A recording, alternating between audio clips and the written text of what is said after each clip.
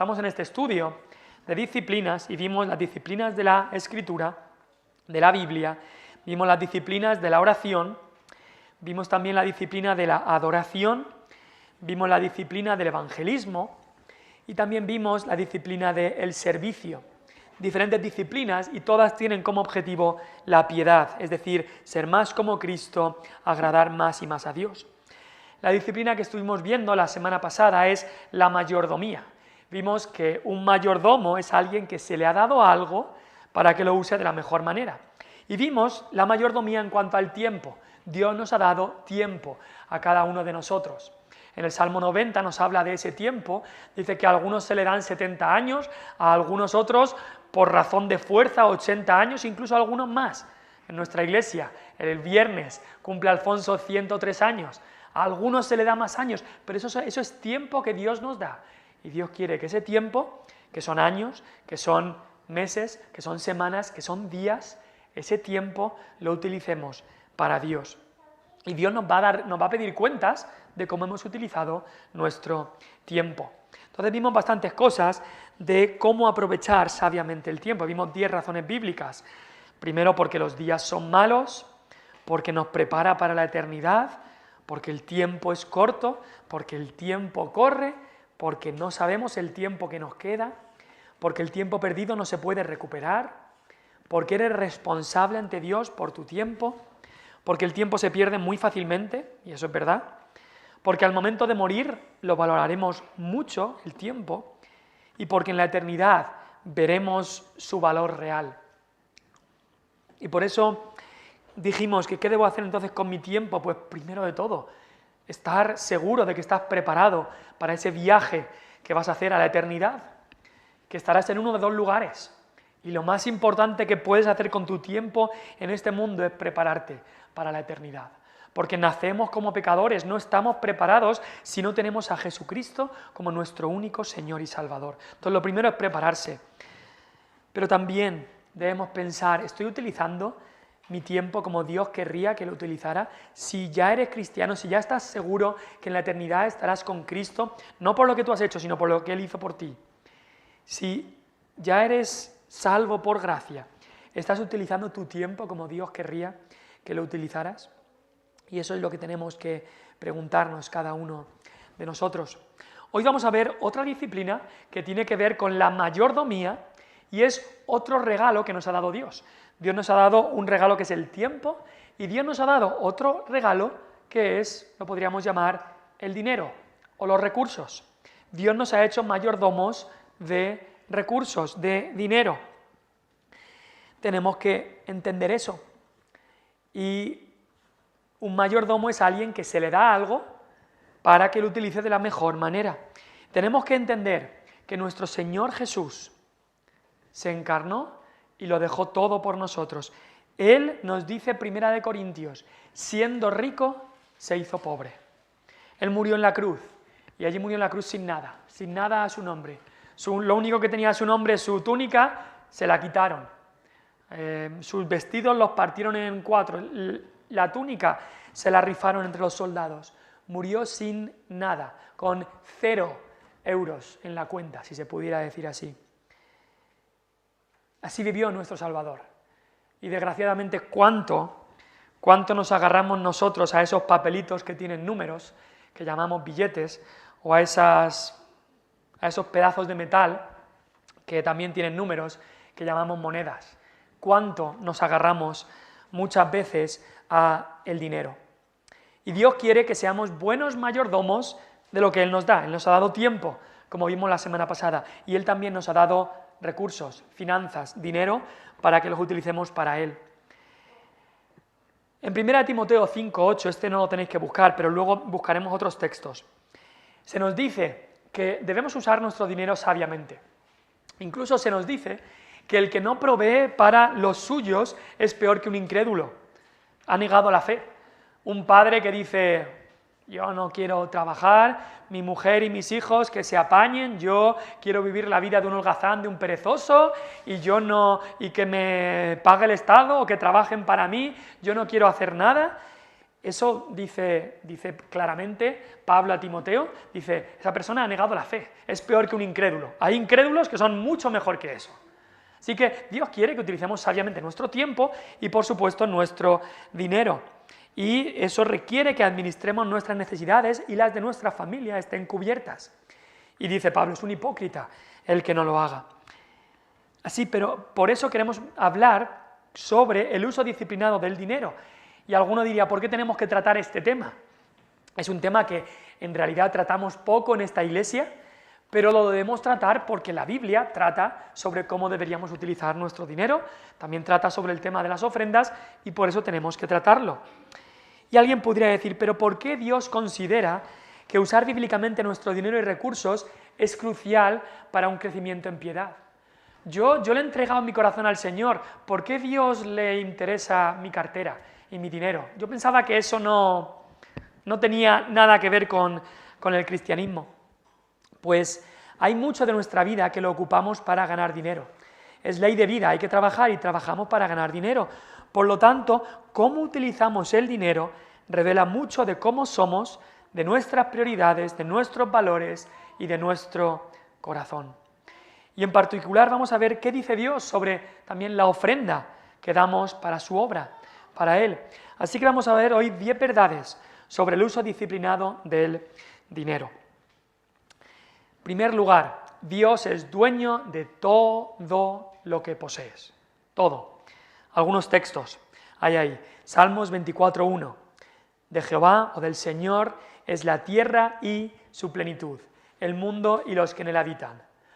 Alguno dirá, bueno, la tierra del bosque sí, pero este terreno es mío, lo he comprado yo. No, aquí dice, del Señor es la tierra entera. Todo metro cuadrado del planeta Tierra es de Dios, es de Dios. Aunque tú lo tengas a tu nombre, es de Dios. Y este texto incluso en Salmo 24 lo cita el apóstol Pablo, en 1 Corintios 10:26. En Éxodo 19:5, claramente otra vez, dice ahí Dios, porque mía es toda la tierra. Job 41, también dice Dios, ¿quién me ha dado a mí primero para que yo restituya? Todo lo que hay debajo del cielo es mío. ¿Qué no está debajo del cielo? Porque toda la tierra está debajo del cielo. Y dice él, todo lo que hay debajo del cielo es mío. Así que Dios es dueño de todas las cosas, incluyendo lo que tú piensas que tú eres el dueño. Yo soy el dueño de esta casa, Dios es el dueño.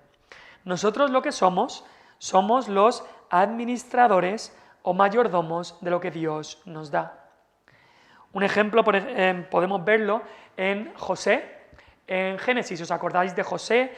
Fue vendido por sus hermanos como esclavo a casa de un hombre rico llamado Potifar. Y José era esclavo, pero un esclavo que trabajó muy bien y siendo esclavo aún, el hombre Potifar lo hizo mayordomo de toda la casa.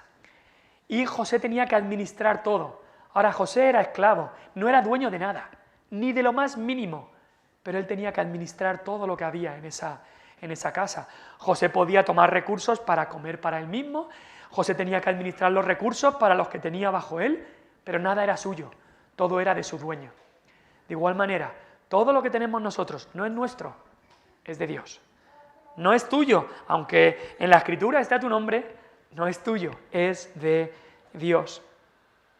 Y algunos dicen, no, bueno, yo pensaba que de Dios era solamente el diezmo, ¿no? Este es el porcentaje. No, Él es dueño de todo.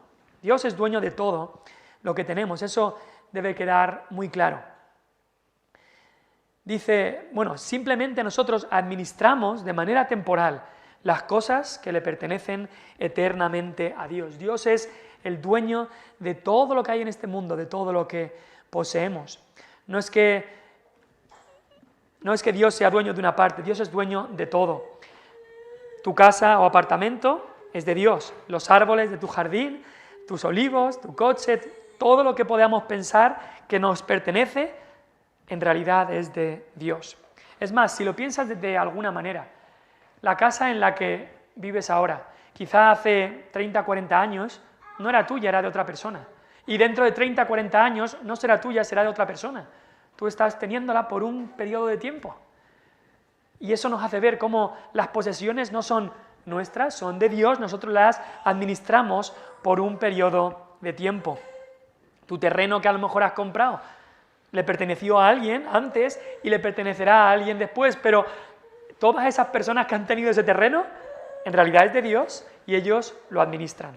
Dios es dueño de todo. Y no solamente, como dice la gente, bueno, de las cosas físicas, pero también, como dice Ageo, Dios dice, mía es la plata, mío es el oro, dice el Señor de los ejércitos. También es dueño del dinero que tengamos. Aunque ponga nuestro nombre en la cuenta del banco, no es mi dinero, es el dinero del Señor. La pregunta no es entonces, ¿cuánto de mi dinero debería dar yo al Señor? La pregunta es más bien, ¿cuánto del dinero de Dios debo conservar yo por ahora? ¿Veis la diferencia de la pregunta? No es cuánto de mi dinero le tengo que dar a Dios, es cuánto del dinero de Dios debería conservar yo. Y vamos a hablar también ahora del ofrendar, porque la Biblia habla de eso, pero debemos entender de que todo nuestro dinero debemos utilizarlo como Dios quiere. No solamente lo que ofrendamos a Él, por supuesto se lo entregamos a Él, pero todo, al comer o beber, al comprar, todo lo que hacemos, queremos utilizar el dinero sabiamente y para la gloria y honra de Dios. Segundo principio, en cuanto a cómo ser buen mayordomo de nuestro dinero, es que ofrendar es un acto de adoración. Filipenses 4:18, podemos buscar ese texto. Filipenses 4:18, está ahí, pero quería ver un poco el contexto.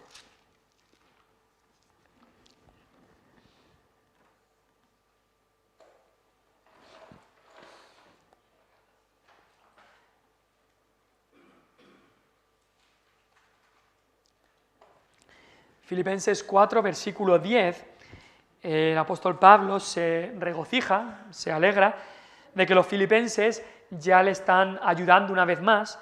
Filipenses 4:10 dice, en gran manera me gocé en el Señor, de que ya al fin habéis revivido vuestro cuidado de mí, de lo cual también estabais solícitos, pero faltaba la oportunidad. Y mira lo que dice el versículo 18, pero todo lo he recibido, había recibido esta ofrenda, y tengo abundancia, estoy lleno, habiendo recibido de Epafrodito, este mensajero, lo que enviasteis, olor fragante, sacrificio acepto, agradable a Dios. Entonces Pablo les dice claramente que la ofrenda que le habían dado para sus necesidades, para la obra de Dios, que habían hecho, cuando Pablo estaba en la cárcel en Roma, esta ofrenda había sido un acto de adoración a Dios. La ofrenda es un acto de adoración a Dios. Como el cantar alabanzas, como el escuchar la palabra, como el orar, como el celebrar la Santa Cena, todo esto son actos de adoración a Dios, también el ofrendar. Hay iglesias que ofrendan, tienen un tiempo para la ofrenda en el mismo orden del culto, como nosotros lo hacíamos antes. Otras iglesias, como nosotros hacemos ahora, tenemos una caja detrás para que antes o después del culto cada hermano que quiera voluntariamente pueda ofrendar, pero sea de una manera o de otra. Tenemos que saber que el ofrendar es un acto de adoración. Es un acto de adoración a Dios. Como decía ahí el apóstol Pablo, como en el Antiguo Testamento traían estas ofrendas, estos corderos para adorar a Dios, así también nosotros traemos ofrendas para adorar a Dios. No hacemos sacrificio porque ya Cristo hizo el sacrificio, pero sí que damos ofrendas para adorar a aquel que ha hecho todo en nuestra vida. Ahora hay muchas formas de ofrendar. Algunos piensan que una vez mensualmente, otros cada semana, otros lo dan en dinero físico aquí, otros lo hacen con transferencia electrónica, pero en cada manera que se haga debemos pensar que el ofrendar y en un culto de adoración tenemos que pensar que ofrendar es parte de nuestra adoración a Dios. Es un acto de adoración el ofrendar. También en tercer lugar, ofrendar refleja la fe en la provisión de Dios. Vamos a Marcos 12, por favor. Marcos, capítulo 12, del 41 al 44.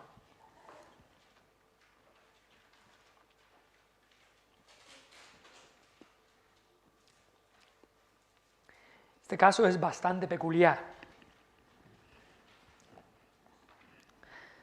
Marcos 12, del 41 al 44. Dice la palabra, estando Jesús sentado delante del arca de la ofrenda, miraba cómo el pueblo echaba dinero en el arca, y muchos ricos echaban mucho. Y vino una viuda pobre, y echó 2 blancas, o sea, un cuadrante. Entonces, llamando a sus discípulos, les dijo: de cierto os digo que esta viuda pobre echó más que todos los que han echado en el arca, porque todos han echado de lo que les sobra, pero esta de su pobreza echó todo lo que tenía, todo su sustento. Fíjate. Alguno diría: hombre, pero los ricos habían echado mucho más, habían echado billetes y miles, y esta echó 2 moneditas.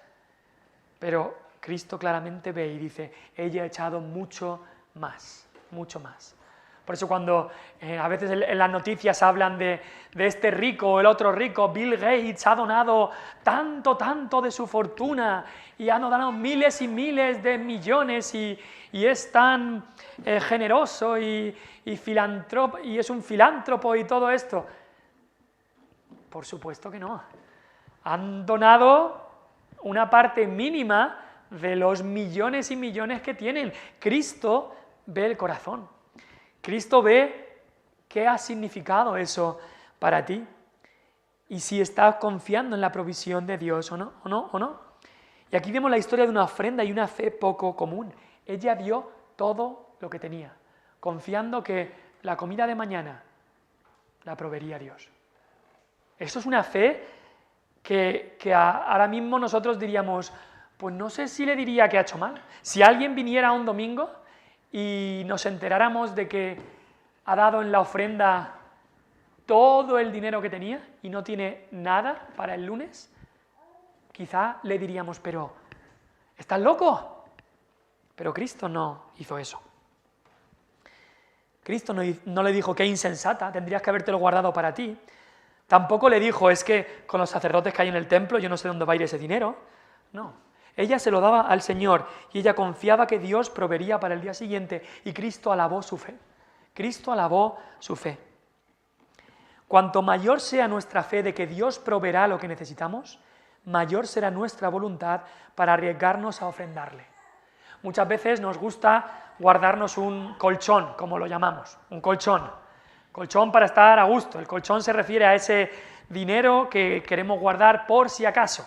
Y hay sabiduría en todo eso, pero muchas veces el colchón se va haciendo más grande y más grande y más grande y más grande y nuestra ganas de ofrendar se va haciendo más pequeña y más pequeña y más pequeña. Pero cuando pensamos que Dios va a proveer, entonces mayor será nuestra voluntad para ofrendar y darle a Dios. Pensar más en tu propia seguridad financiera que en el reino de Dios no es confiar en la provisión de Dios. Conozco la historia de un joven que iba a empezar el seminario bíblico. Y en este seminario bíblico que iba a empezar, pues él y su esposa no sabían cómo iban a hacer para llegar a fin de mes. Pero antes de empezar el seminario decidieron probar al Señor de la siguiente manera. Dijeron: vamos a subir al doble el porcentaje que ofrendamos al Señor.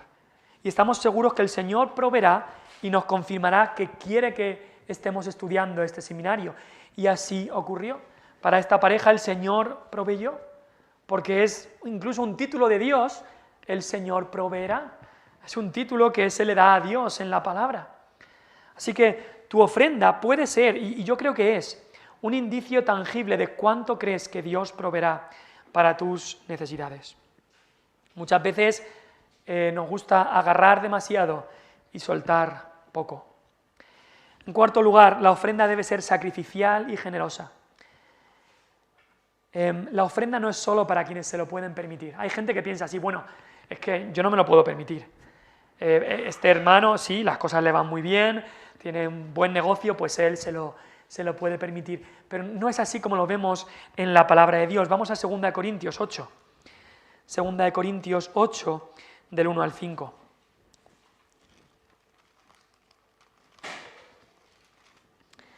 Mira lo que dice el apóstol Pablo, hablando de unos hermanos en Macedonia que habían ofrendado. 2 Corintios, capítulo 8, dice: asimismo, hermanos, os hacemos saber la gracia de Dios que se ha dado a las iglesias de Macedonia, que en grande prueba de tribulación, la abundancia de su gozo y su profunda pobreza abundaron en riquezas de su generosidad. Pero si eres pobre, ¿cómo vas a ser generoso? Sí, siendo pobre se puede ser generoso. Pues doy testimonio de que con agrado han dado conforme a sus fuerzas y aún más allá de sus fuerzas, pidiéndonos con muchos ruegos que les concediésemos el privilegio de participar en este servicio para los santos. ¡Wow! Y no como lo esperábamos, sino que asimismo se dieron primeramente al Señor y luego a nosotros, por la voluntad de Dios. Aquí vemos a cristianos que se sacrificaron, cristianos pobres que se sacrificaron para ofrendar generosamente. Muchos simplemente dicen, bueno, yo doy una cantidad simbólica, pero Dios quiere que nuestra ofrenda sea sacrificial y generosa.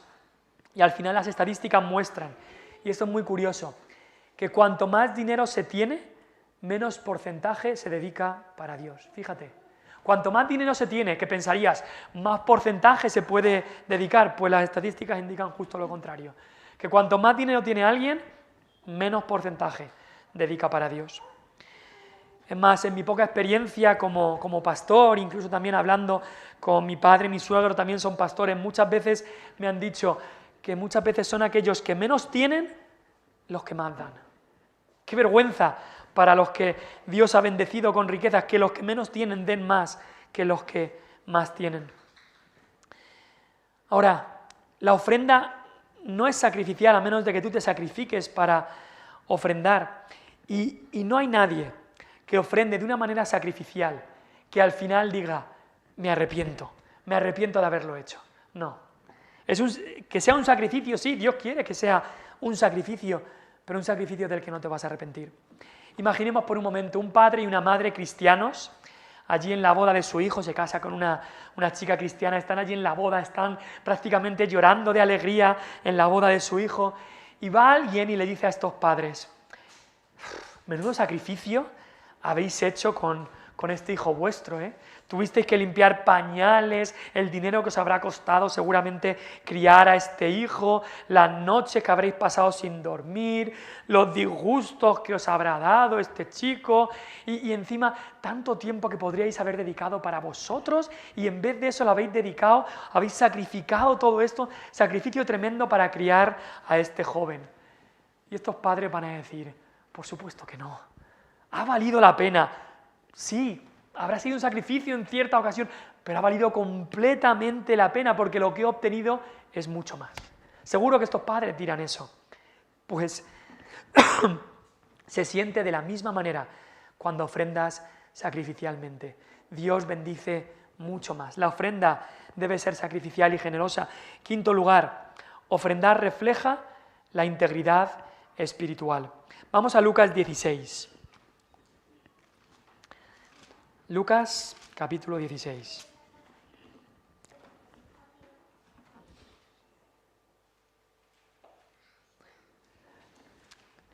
Lucas, capítulo 16, versículos del 10 al 13. Dice ahí, el que es fiel en lo muy poco, también en lo más es fiel. Y el que en lo muy poco es injusto, también en lo más es injusto.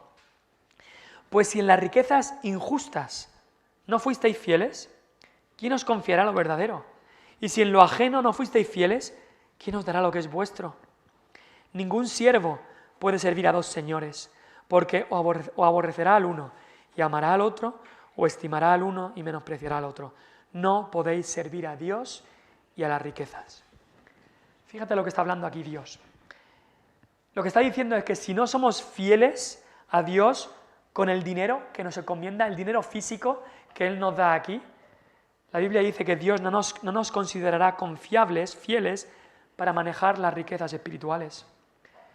La ilustración es la siguiente.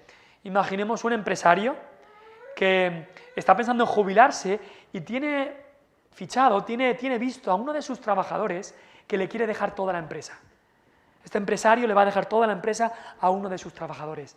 Pero para ver si este trabajador es confiable, hace a este trabajador el jefe de una pequeña sección en la empresa. Así que le da esta sección para ver cómo se desenvuelve en esta pequeña sección y si lo hace bien, entonces eso significará que puede ser administrador de toda la empresa, que puede ser el jefe de toda la empresa. Pero si no puede manejar una sección pequeña, no va a poder con la empresa entera. Pues eso es a lo que se refiere, lo que está diciendo aquí. la manera en que tú y yo manejemos la sección financiera de nuestra vida es una de las mejores maneras de evaluar tu relación con Cristo y tu integridad espiritual. Si tú amas a Cristo y te sometes a su señorío, es decir, que le ves no solamente como Salvador, sino como Señor de tu vida, el manejo de tus finanzas y tus ofrendas lo revelarán. Quiero hacerte una pregunta.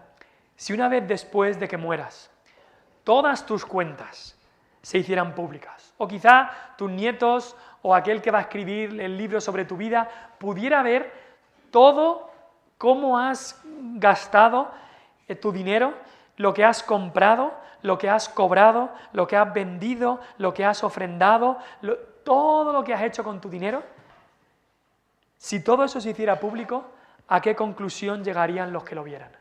Si pudieran ver exactamente todo lo que has hecho con tu dinero, lo que ha entrado, lo que ha salido, lo que has comprado, lo que has vendido, lo que has cobrado y lo que has ofrendado. ¿A qué conclusión llegarían? ¿Dirían, aquí está una persona que ama al Señor? ¿O aquí está una persona que amaba las riquezas? Lo dice claramente el versículo 13, no podéis servir a Dios y a las riquezas. O amarás a las riquezas y aborrecerás al Señor, o amarás al Señor y aborrecerás las riquezas. No podéis servir a las dos. Sexto punto, el ofrendar debe ser por amor y no por legalismo. Importante ver esto. Dios no te envía una factura. Nunca lo ha hecho y nunca lo va a hacer porque sería imposible pagarla. La iglesia no te envía una cuota mensual. Cualquier iglesia que haga eso es una falsa iglesia. No ofrendamos a Dios ni respaldamos la obra de su reino para cumplir con un supuesto mandamiento número 11. No. Cuidado con iglesias que imponen un dinero, y incluso iglesias que hay que pagar por misas, por funerales, por bodas, o iglesias que dicen, hace falta que des esto, hace falta que des lo otro. No, esta iglesia nunca va a cobrar por nada. Todo lo que esta iglesia recibe es voluntario por amor, no porque lo tengamos que ni ordenar, ni insistir, ni obligar, porque Dios no lo ha hecho y su iglesia nunca lo debe hacer. Así que nunca debe ser por obligación. Pero mira, ¿cuál es la razón por la que debemos ofrendar? No por legalismo, sino por amor. En 2 Corintios 8, no tenemos que buscarlo porque ya hemos leído un texto ahí, pero mira cómo Pablo les habla a los corintios. 2 Corintios 8, quiero leer un versículo de antes, ahora que lo pienso. Pablo les está hablando, como hemos leído antes, de los macedonios, cómo ellos ofrendaron, de los macedonios, su ofrenda, y les dice, por tanto, les dice ahora a los corintios, en 2 Corintios 8, 7, por tanto, como en todo abundáis, en fe, en palabra, en ciencia, en toda solicitud, y en vuestro amor para con nosotros, abundad también en esta gracia, se refiere a la gracia de ofrendar. Dice, no hablo como quien manda, sino para poner a prueba, por medio de la diligencia de otros, también la sinceridad del amor vuestro. Pablo no les ordena ofrendar, pero sí les dice que ofrendar es una manera de demostrar lo genuino de su amor a Dios. Imagínate un padre o un marido que dice, yo amo mucho a mi esposa y a mis hijos, pero nunca se puede gastar ni un euro en ellos. Ni les ayuda en nada, ni provee comida para ellos, ni les da ningún regalo, nada. Pero yo les amo mucho, pero mi dinero es solo para mí. Imagina que llega nuestro aniversario y un día llego yo a Vanessa con un ramo de rosas, y esta ilustración se utilizó para el tema de la adoración, pero también la podemos utilizar ahora. Llego con un ramo de rosas y me dice ella, pues no deberías haberte gastado tanto dinero. Y yo digo, ¿dinero? ¡Puf! Ni me lo recuerdes, estas rosas son carísimas, pero es que mira, no me queda otra, es nuestro aniversario y te tengo que regalar algo. Si yo le digo eso, seguramente las rosas van a acabar encima mía con todos los espinos, porque es algo feo que regales algo y digas, pero me ha costado tanto y lo hago solo por obligación, Eso es feo. Pero si por el contrario, cuando ella me dice, no deberías haberte gastado tanto dinero, yo le digo, no hay nada mejor en que gastarme el dinero que en ti, porque te amo tanto y me encanta verte feliz. ¡Oh, qué bonito! Y hace toda la diferencia. Una cosa es dar algo, ofrendar por legalismo, porque es mi obligación, porque no me queda otra, y la otra es por amor. Y cambia completamente. Son las mismas rosas, me he gastado el mismo dinero, pero cambia por completo si yo lo hago por amor, así yo lo hago por obligación. Y eso se va a notar. Y por eso Pablo les dice a los corintios, no os impongo el ofrendar como que lo mando, no. Lo que estoy es incentivando vuestro amor, que lo hagáis por amor. Por amor es que lo deberíais hacer. Séptimo lugar, debemos ofrendar de buena gana, con agradecimiento y alegría. Y de esto viene lo que hablábamos en el punto 6. Mira lo que dice 2 Corintios 9, estábamos en 2 Corintios 8, pues 2 Corintios 9, versículo 7, dice, cada uno dé como propuso en su corazón, no con tristeza ni por necesidad, porque Dios ama al dador alegre. Es como hablábamos de las rosas. No ves esas rosas con tristeza, ay, no me queda otra, por necesidad, es que es mi obligación. No, el dador alegre hace toda la diferencia. Pues igual en nuestra ofrenda, Dios ama al dador alegre. Dios no quiere que ofrendes por resentimiento, porque no te queda otra, porque es lo que te toca hacer, porque Él lo exige y se lo tienes que pagar, porque lo aceptas con resignación, no. Él quiere que ofrende porque deseas hacerlo. Algunos ofrendan a Dios como cuando llegas a inspección de Hacienda y toca pagar este dinero a Hacienda porque me han pillado y tengo que pagar. Algunos ofrendan a Dios así. Otros ofrendan a Dios como quienes pagan la electricidad.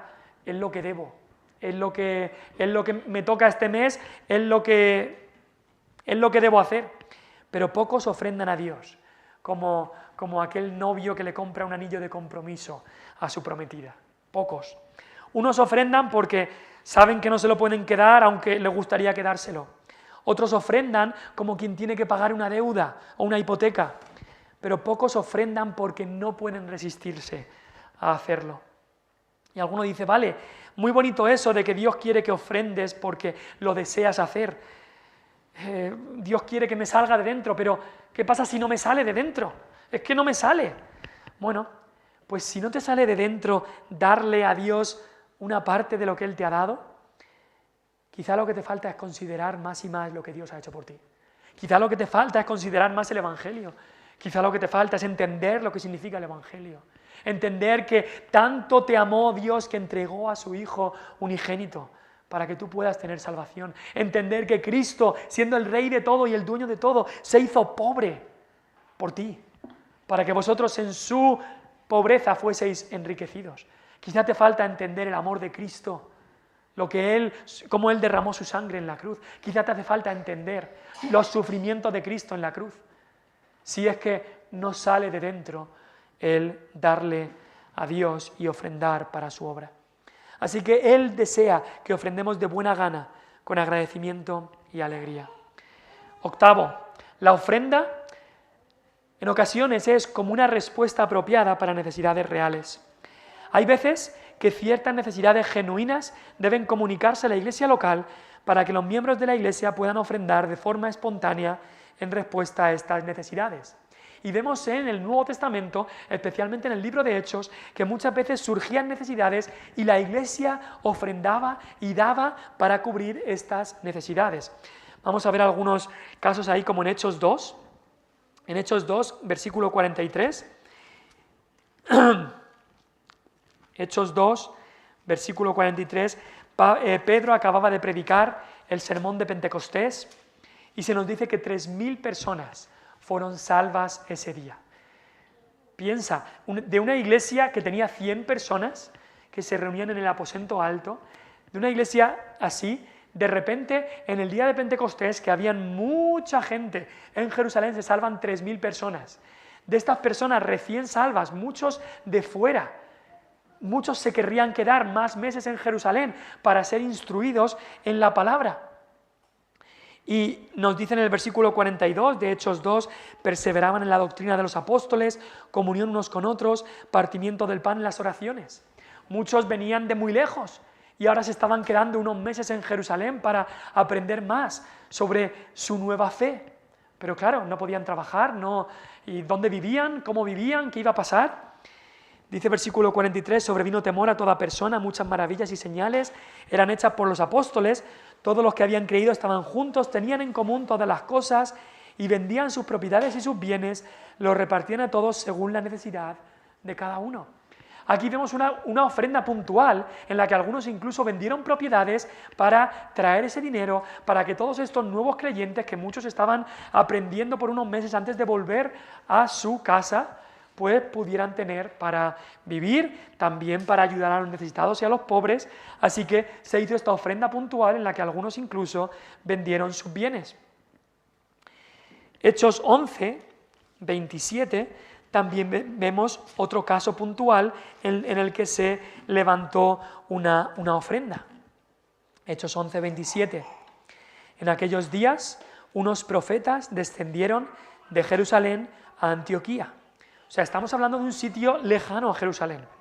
Y levantándose uno de ellos, llamado Agabo, daba a entender por el Espíritu que vendría una gran hambre en toda la tierra habitada, la cual sucedió en tiempo de Claudio.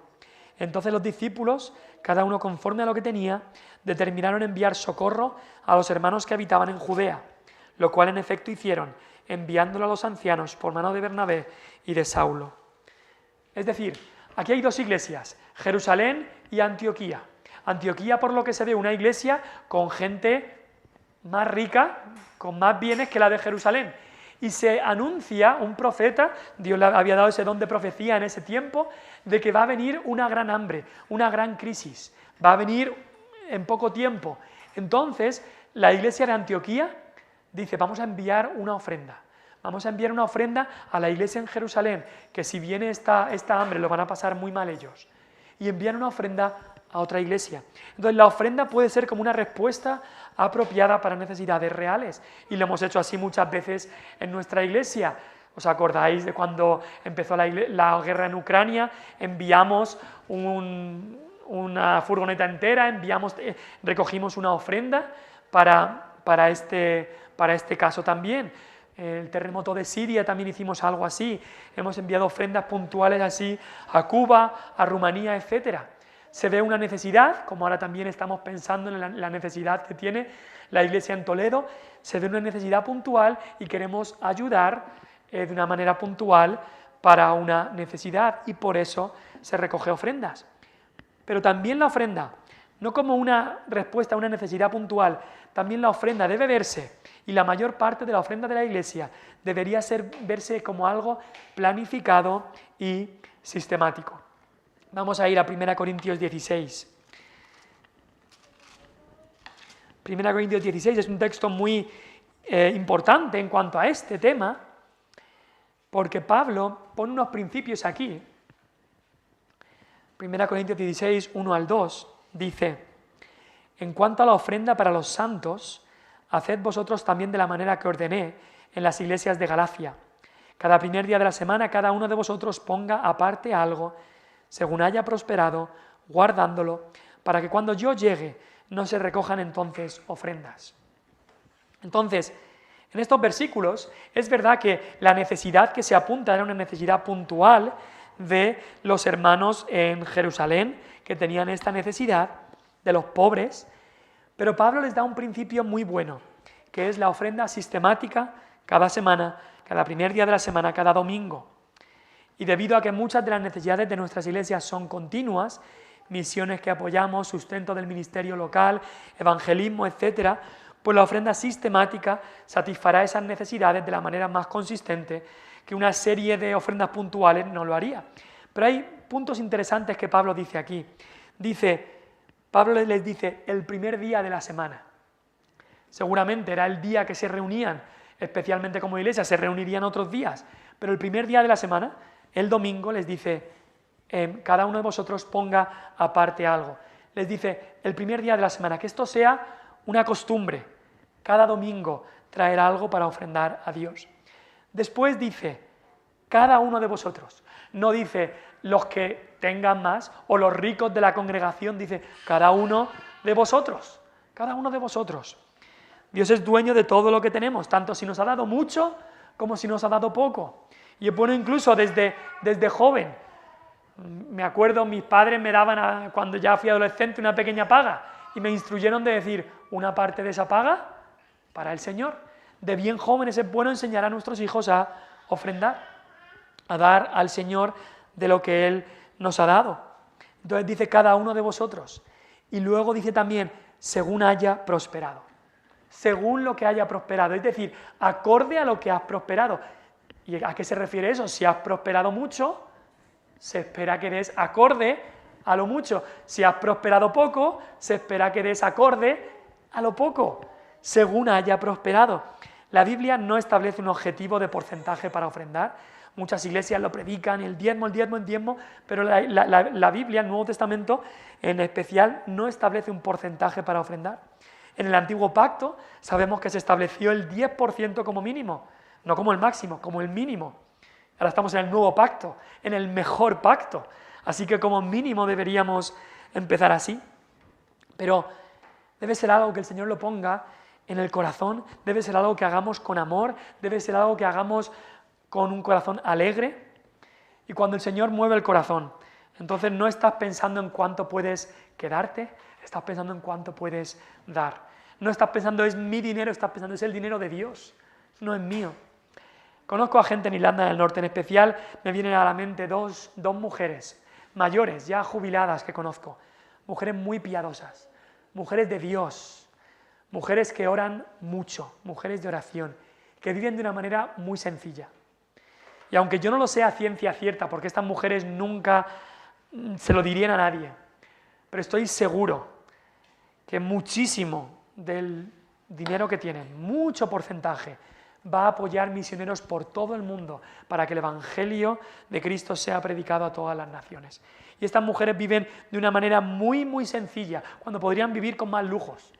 Una manera muy sencilla para que el Evangelio de Cristo pueda ser predicado.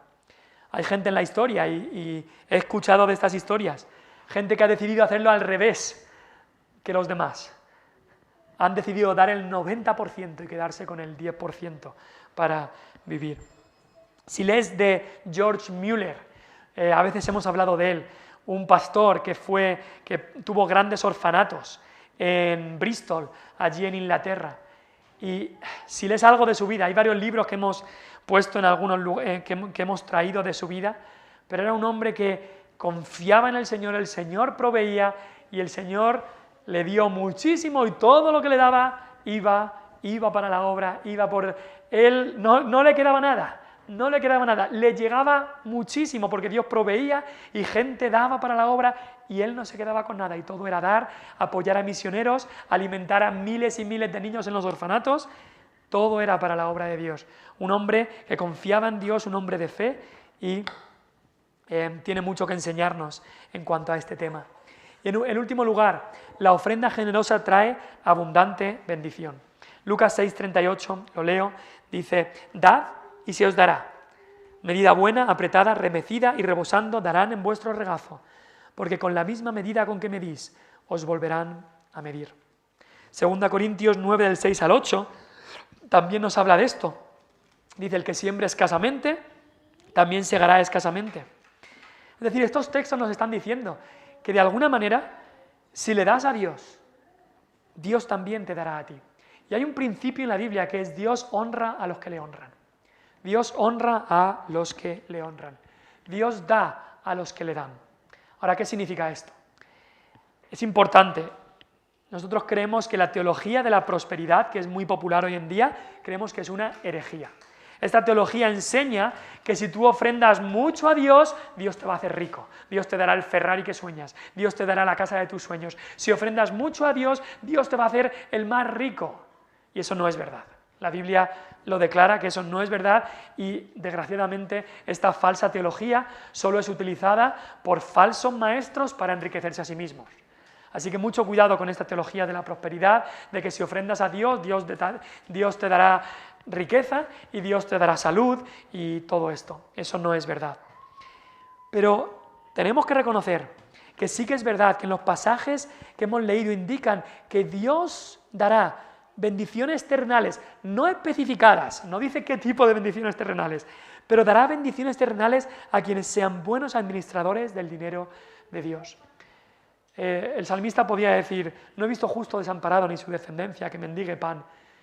Dios honra a los que le honran. Y aquellos que le han dado y dado a Dios han probado eso en sus propias vidas. Hay más bendición en dar que recibir, dijo el apóstol Pablo en Hechos 20:35, y citando palabras del Señor Jesús. Me pensaba cuando leía esto, en Lucas 18, versículo 28 al 30, cuando Pedro le dijo a Cristo, nosotros hemos dejado posesiones y te hemos seguido, Señor. Y el Señor les dijo, de cierto os digo, que no hay nadie que haya dejado casa, padres, hermanos, mujer o hijos por el reino de Dios que no haya de recibir mucho más, es decir, bendiciones espirituales en este tiempo y en el siglo venidero la vida eterna. Piénsalo. ¿Es más lo que tú le has dado a Dios o lo que Dios te ha dado a ti? Ahora, ¿qué es más, lo que Dios te ha dado a ti o lo que tú le has dado a Dios? Y todos tenemos que decir, lo que Dios me ha dado a mí es infinitamente superior a lo que yo le he podido dar a Dios. Infinitamente superior. Él ha prometido darnos bendición. Y así lo ha hecho. Dad y se os dará, dice el Señor. No promete hacernos ricos, por supuesto que no. Eso es una falsa teología que enseña falsos maestros. Pero sí que promete bendición a aquellos que se entregan a Él. ¿Dónde está tu corazón? ¿En tu Señor, en alabarle a Él, en darle a Él, o en ti mismo? Y en tus bienes, y en tus prioridades, y en tu seguridad, y en tus placeres. Espero que esté en el Señor. Busquemos el reino de Dios y su justicia, y todo lo demás nos será añadido. Vamos a orar.